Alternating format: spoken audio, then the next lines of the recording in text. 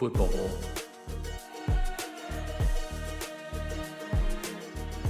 Football. Hello and welcome, one and all, to the show that it's all ball and no audio Football. issues. Promise. It's the Football Ball Podcast. I'm Zach, your host, Mr. Stateside, and today we are not diving into the world's most popular sport and its most popular and competitive league. That's right. We're not talking about the Premier League yet, at least. Instead, we're going to start off the podcast by talking about a League Cup loss that will send shockwaves throughout the entire English football world. Yes, Manchester United, a club with history as long as a Texas summer, a six-time winner of the League Cup, just suffered a historic, and I mean historic, all caps, New York headline defeat to a club in the fourth division. A team that has only made it to a quarterfinal in the competition. And that was a high watermark for them that should have been celebrated, honestly. It's a town that's really known for being the codfather of the sea, a Viking fishing village that has really grown as the times has developed to become a powerhouse in its deep and extensive fishing roots. Just talking about fishing, not soccer. So football, whatever we want to call it, Grimsby Town defeated Manchester United 2-2, taking it to extra time and winning on PKs. We'll break down how this could happen, what this means for Manchester United and its players, and why the internet is already going absolutely wild. We'll also, later on, get to the Premier League, get to the three teams that didn't embarrass themselves, this weekend past. It's Arsenal, Liverpool, and Tottenham. All picked up massive wins, all perfect at the top of the table with 6 points. Then finally, we'll wrap up with a Clash of the Titans look ahead that could set the tone for the entire season. Yes, Liverpool versus Arsenal at Anfield, early decider for who is going to be the Premier League champion. But first, a message from our sponsors. Are you a Manchester United fan feeling overwhelmed and with a sense of embarrassment and shame? Do you find yourself asking what went wrong every time you look in the mirror? Well, you're not alone. Introducing the Red Devil Rejuvenator, a therapeutic blend of chamomile, denial, and a good, stiff upper lip. It won't bring back your team's glory, but it will help you forget they ever lost to a fourth division club. The Red Devil's Rejuvenator. It's not a solution, it's a coping mechanism. Welcome back to the Football Ball Podcast. Zach's still here, and wow, just wow. The Carabao Cup, the League Cup, has delivered one of its all-time greatest upsets. On one side, you have Manchester United, a team with a squad value of hundreds of millions of pounds. On the other side, Grimsby Town, a team whose entire squad is worth less than what United pays their star midfielder, Casemiro, for a month. And yet, after a 2-2 draw, it was Grimsby who came out on top in a marathon 12-11 penalty shootout, sending them to the third round of the League Cup tournament, competition, whatever you want to call it. But, fun side note on that marathon 12-11 penalty shootout, yes, we saw both goalies take and actually make PKs during that full rotation. It's just bonkers stuff, and honestly, big shout out to the supporters of Grimsby Town, not only keeping the banter loud and lively throughout the game, throughout the major downpour that their players had to go through, but also backing their team and witnessing the historic win, storming the field, getting their pictures with their favorite players, and this is a moment that they'll be telling their grandkids about, bouncing them on the knee in their fishing boat.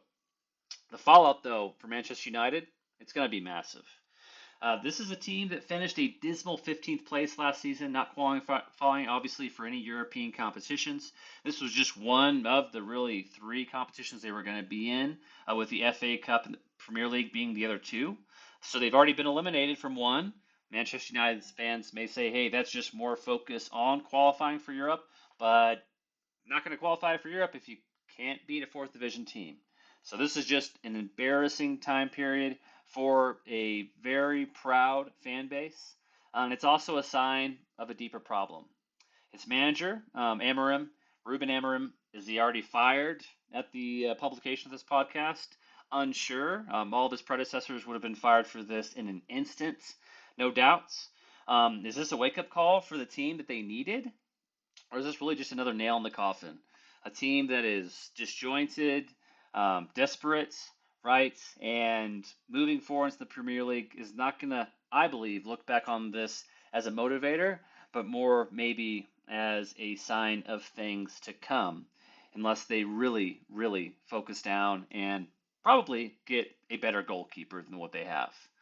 But let's not for you know I just don't want to eliminate the thoughts for the fans. Um, this is something that, as a soccer fan, would be an absolute nightmare. As a football fan, I should say, would be a nightmare. Watching the Philadelphia Eagles lose to a high school team in an actual, certified bona fide tournament. It's a low point for sure, and one that Grimsby Town will be celebrating for a long, long time. Smoked fish oil, tequila shots for everyone. Uh, Real quickly though, the good for Man U. I mean, their talisman, their hero, Maguire, bagging a goal. Kobe Mainu, academy player, sliding through an assist. They were both bright spots for Manchester United. While they may not fit in Amorim's system, that is kind of been a downfall of this current regime is trying to take a Portuguese or an open style three back system into the Premier League. And on top of that, wanting new players, disliking current players, system, tactics, maybe not aligning. And as we can see, definitely not aligning with the performance standards of Manchester United.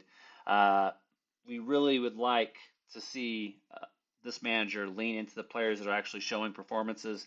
And I think Maguire and Manu, along with some other, decent bright spots. I hate to say Dallow's ever good, but he wasn't one of the worst players. Speaking of the bad and the worst for Manu, Onana, oh no, might be totally worthless in the transfer markets. Direct text message from one of my friends, Arden. We had him on last week. Shout out audio issues. Who said we should just loan him out to Wrexham and pay the wages. It's an all-time bad vibes, bad feels for Manchester United fans, and specifically Onana must be shook to the core after just a few years at the team. He is just yet another player whose value has gone down, not up, playing for the Red Devils. And then finally, the ugly for Man U. We've already kind of touched on it. Ruben Amorim couldn't really even bear to watch the team's PK performance, almost knowing that anything less than pulling out the win would be curtains for his tenure with Manchester United. We await word on his fate, but I would put a pretty penny on him eyeing some Lisbon properties to rest and reset as he looks for a new job. My recommendation to him, which he definitely doesn't care about my recommendations if he has such a high opinion of his own football knowledge, and honestly, he deserves it. He's made absolute inroads in Portuguese football, and that's where this recommendation comes from. He should try and get on with the Portuguese national team as an assistant, if nothing else. This is Ronaldo's farewell World Cup in the States, and I know that he has the sway, the expertise to make an impact on that team, and I think it would be a really just maybe not just desserts, but just desserts, right? A dessert after this horrible, horrible, horrible main course. So, with that, another word from our sponsors. Are you a proud resident of Grimsby, England? Did you just witness the greatest moment in your town's sporting history? Then you're probably looking for a way to let everyone know. Introducing the Grimsby FISH t-shirt. Kind of like the Go shirt, but it's the fish shirt. Featuring a hand-drawn picture of a fishing trawler kicking a soccer ball, this shirt lets everyone know that you're a true champion of the second round. And since every person in the town just won a moral victory, we're giving you a buy one, get one free deal. The Grimsby Fish shirt. Because football is so hysterical. All right, welcome back to the Football Ball Podcast. Enough of that. Let's get to the Premier League. Let's talk about some teams that didn't have a terrible week. We're talking about the top three on the Premier League table. We've got Arsenal, Liverpool, and Tottenham, all with 6 points. Arsenal, top of the table. Hey, guess what? It's early in the year. That makes sense, and it's on goal differential. So Arsenal, Liverpool, Tottenham had massive wins in match week 2, and they are looking like contenders to remain at the top. Arsenal, last year's runners-up, just have to bring that up one more time, had a huge 5-0 win over Leeds. We saw Gyökeres brace. We saw also a full embrace from the Arsenal fans and players. Though they were playing a recently promoted squad in Leeds, their manager, Mikel Arteta, had to be thrilled to see such a positive offensive and defensive performance. The cherry on top, Max Dowman, at just 15 years old, made an appearance and provided an impact with drawing a penalty kick that was converted by Gyökeres. The poo in the pool party, as they say somewhere where they call me Mr. Stateside. Both Martin Odegaard and Saka went off with injuries. Adding to that, Kai Havertz. This is a reminder of last season's injury nightmares and possibly foreboding as far as their hopes to be Premier League champions. They do have a lot more depth this year, so they'll be leaning on that. And it was great to see Max Dowman and some other players jump in there and make an impact, I'm sure, for all the Arsenal fans. Now on to the previous champions from last year, Liverpool. They got another late winner, this time to beat Newcastle in the Isaac Derby. Both fighting for a Swedish striker, one to keep him there and keep him happy, one to add to their already riches in Liverpool. But this wasn't the game-winning goal of yesteryears, right? With those famous players that have been basically club legends at the time, like Mo Salah or Alex Arnold Oxlade-Chamberlain, whatever the heck his name is. Anyways, I totally flubbed that one. But seeming to outdo Arsenal's unveiling of 15-year-old Max Dowman, Liverpool trotted out Rio Ngomba, who wrote his name into Liverpool's record books on Monday night when he became the youngest goal scorer in the club's 133-year history. And that was at the age of only 16 years and 361 days. So, sounds better than 17. Good job by you, sir, and great win by Liverpool. It definitely was the game of the week, an absolute cracker that saw a 10-man Newcastle fight back after halftime to a 2-2 draw, heading into that extra time period, right? I should say added time. And they were able to pull it out. As they say, the future is in the youth hands, or feet. So that 3-2 win, kind of reminiscent of Bournemouth. Definitely vulnerable in the counterattack. Do they have that championship DNA? We can talk more about that later on. But they are perfect with Arsenal and Tottenham with 6 points in 2 games. And finally, the third team. A team that not many expected to be in this position even just 2 games into the season, even though last season they did start off on absolute fire as well. This is also a team that fared worse in the Premier League last year than Manchester United, which is definitely saying something. It's Tottenham. They had a statement win, a massive 2-0 victory over Manchester City. It's got to be a huge psychological boost for the team, and a big question mark for City, honestly, too. Does this Tottenham team play its best only against the best competition? There is a bit of a history with that, but we'll find out as they travel to a middling Bournemouth team this weekend and have a possibility to keep the good vibes, the good streak going, and prove themselves to be a real competitor moving forward. But speaking of this weekend, Liverpool and Arsenal meet at Anfield to battle it out in a match that could likely set up the Premier League champion. But before we look at the game of the week, let's take a brief break.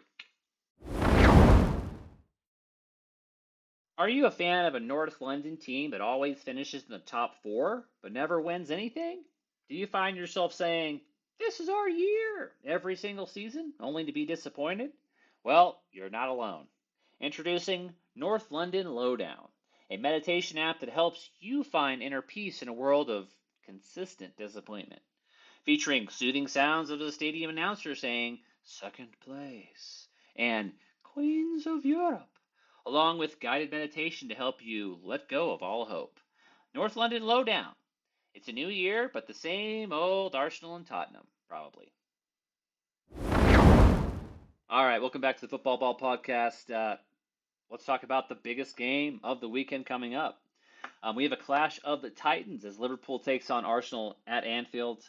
Liverpool's home. This is a game that could set the tone for the entire season. Can Liverpool continue their dominant run, or will Arsenal prove that they're a true title contender this year? Liverpool's offense has been on fire, but they are very vulnerable in the counterattack with Konate and Van Dijk. Does Liverpool just have it, though? That championship DNA that pulled them out 2 wins in high-scoring games against Bournemouth and Newcastle? I would give them the edge as they are playing in friendly confines of home. And with Arsenal having some injury worries with their captain Odegaard, their reliable attacker Havertz, and their fan hero Saka, it looks like Liverpool may have the cards on this one. As well as they've already proved they could do it last year. But if there is a way forward for Arsenal, it will be on relying on a defense that has been rock solid. They have not conceded a goal this season so far, and their Spanish keeper, David Raya, has already gathered a man of the match against Manchester United in their first game. On the other side of the ball, the North London team welcomed yet another signing, Eze, to bolster their attack. Will the front three be Eze, Gyökeres, Madueke? Will we see a super sub goal from Martinelli or Trossard? Arsenal doesn't often lose into the big clubs. More often, it's the smaller hurdles that catch them tripping. So, my prediction? Well, I'm going to call this one as a 2-2 draw, where each team gets a point. I can also see Arsenal catching some counterattacks on some tired legs and maybe equalizing late. This won't be super exciting for either fan base for Liverpool and Arsenal, but hopefully a cracker for the neutrals. Are you a football fan feeling a little lost? Do you find yourself watching these guys kick a ball around with their feet and asking, where are the helmets? Where are the pads? Where are the commercials? Well, you're in luck, because the time of the year is here. It's officially the kickoff for American football season. Get ready for bone-crushing tackles, insane catches, and a whole lot of pizza and wings. The Premier League is fun, but let's be real. American football is the action movie we've been waiting for all summer. So get ready for kickoff, because your weekends are about to get a whole lot better. Starting off with the Dallas Cowboys versus the Philadelphia Eagles on September 4th. Thanks for tuning into the Football Ball Podcast. Zach, Mr. Stateside, signing out. Don't forget to like and subscribe. Appreciate you all, and stay safe out Football there. Ball.